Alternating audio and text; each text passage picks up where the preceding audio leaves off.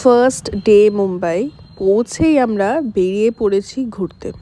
তো আজকে মুম্বাইয়ের প্রথম দিনটা শুরু হলো পাও ভাজি আর মুম্বাইয়ের মশালা টি দিয়ে, যেটা খেতে সত্যিই দারুণ।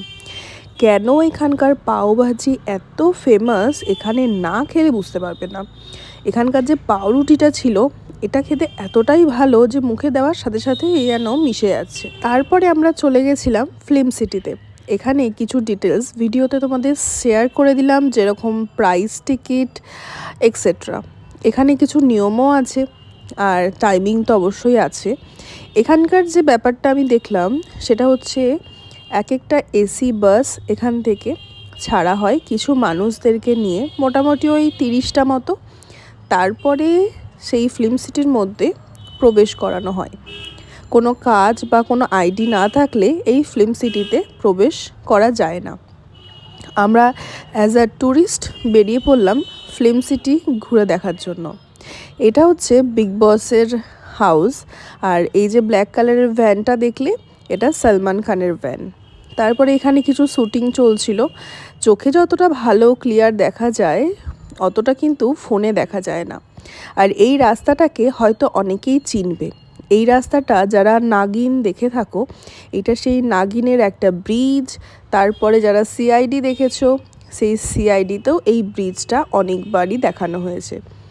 যখন এই জায়গাগুলো ঘুরে ঘুরে দেখছিলাম কত কিছু মিল খুঁজে পাচ্ছিলাম। এই স্পটটাও আমরা নেমে দেখেছি। এখানে সব স্পট নেমে দেখার সুযোগ কিন্তু নয়, এখানে কিছু স্পটই একমাত্র নেমে দেখা যাবে। এই যে বাড়িটা দেখাচ্ছি সেটা হচ্ছে অক্ষয় কুমারের প্যাডের অ্যাডটা আশা করছি সবাই মোটামুটি দেখে ফেলেছো।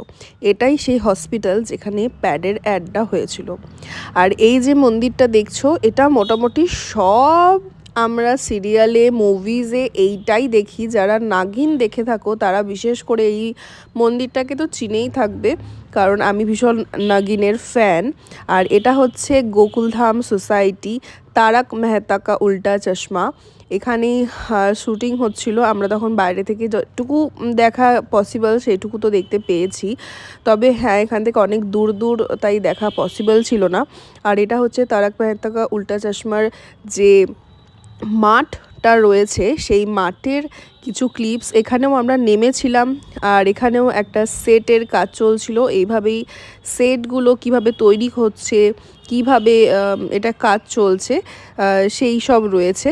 আর এই যে স্পটটা আমরা ভিডিওতে এখন বাসের ভেতরে বসে দেখছি, এইটা হচ্ছে এর বাইরেটা।